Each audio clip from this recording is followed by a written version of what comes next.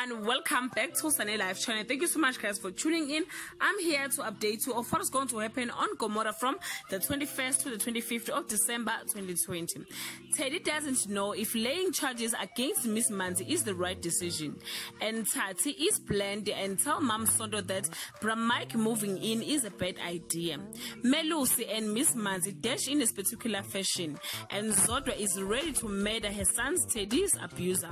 Mom Sondo is getting fed up with Tati's constant stroppy moods, and Teddy is caught between his mother Zodwa and his foster family, the Dlaminis, when it comes to Miss Manzi's fate.